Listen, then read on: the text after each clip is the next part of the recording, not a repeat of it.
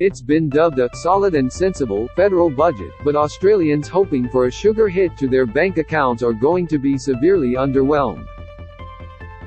With inflation roaring, rising interest rates and a cost of living crisis, Treasurer Jim Chalmers said it was his responsibility to hand down a budget that didn't contribute to the government's forecast $1 trillion of debt.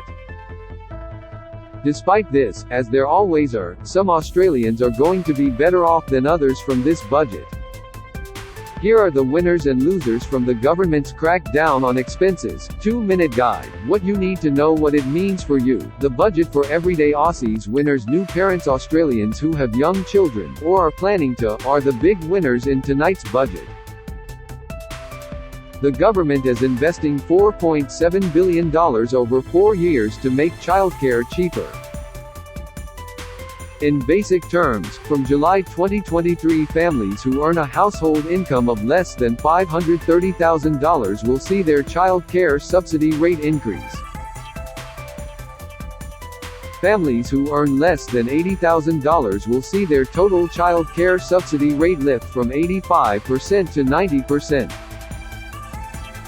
But the good news doesn't stop there for parents. For those expecting, Australia's paid parental leave scheme will increase to 26 weeks or 6 months by July 2026. Currently, the paid parental leave scheme offers 18 weeks paid at the minimum wage and an additional 2 weeks of flexible paid leave. New homebuyers. Australians looking to purchase their first property will likely have more options available within their budget as part of a landmark national agreement known as the Housing Accord. Under the agreement, all levels of government along with institutional investors plan to build 1 million new affordable homes over 5 years from 2024.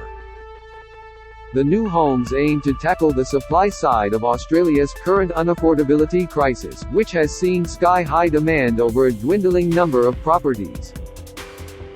The government believes the accord will help also reduce rents, which are also soaring to new highs as the national vacancy rate hits a record low.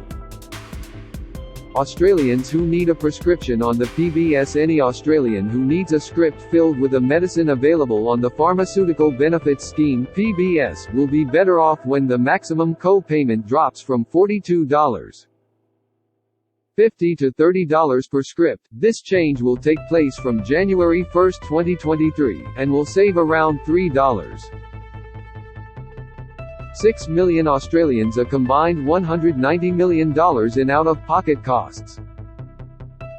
Cheaper medicines. PBS co-payment slashed from January 1. TAFE students. Anybody wishing to become certified at TAFE is in the box seat after tonight's budget, with the government pledging 480,000 fee-free vocational education places. These free spots will be prioritized to First Nations people, young people, job seekers, unpaid carers, women in non-traditional fields of study and people with disabilities. At least 15,000 of the fee-free places will be dedicated to courses specialized in aged care. University students studying TAFE courses aren't the only ones who may get a free spot. The government is also investing $48.5 million to provide up to 20,000 additional university places to tackle areas where there are particular skills shortages. These include degrees that target areas such as education, health, engineering and technology. Places will be allocated to people from low socioeconomic backgrounds, rural and remote areas, First Nations people, those who are first in family to attend university and people with disability. Climate change. The plan to tackle disasters and boost EV funding. Aged care workers. Workers in Australia's vulnerable aged care sector could be on the verge of a pay rise, after the government supported a cash boost for staff in its submission to the Fair Work Commission. A decision on whether that pay rise is granted will be made in the coming months. On top of this, tonight's budget also allocated $2.5 billion over 4 years to increase average care minutes that a nurse will have with each resident. General practitioners, GPs and rural generalists with advanced clinical skills will be offered incentive payments of up to $10,500 to practice medicine in rural and remote communities. Women will be the beneficiary of a number of initiatives designed to tackle Australia's gender pay gap, currently sitting just above 14%. Changes to the Fair Work Act will make it easier for women in low-paid sectors to make pay claims, while the budget is spending $20.2 million over 4 years to set up 2 new expert panels focusing on pay equity. Electric vehicle drivers. The budget will make eligible electric cars exempt from fringe benefits taxes (FBT) and the 5% import tariff.